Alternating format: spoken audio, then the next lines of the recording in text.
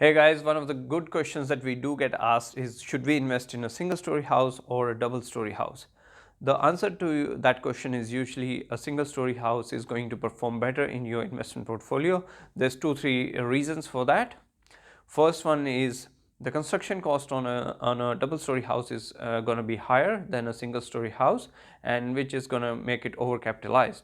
Now, the rent that you're going to get for a single story house and a double story house is not going to be much different. In fact, it's not going to make much difference at all to your getting a cash flow positive property. So single story will work out better.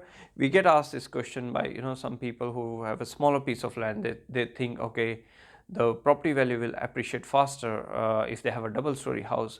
But guys, if you're going to spend another 70,000-80,000 more on making a double story house, it will actually stop you to buy another property, let's say in the next 2 years or so.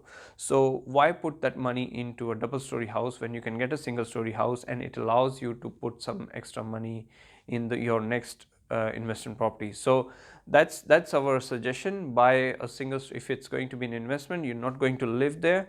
It doesn't serve you any purpose of higher rent, so it's best to stick to a normal single story house. It could be a 3-bedroom, 4-bedroom, that's your choice.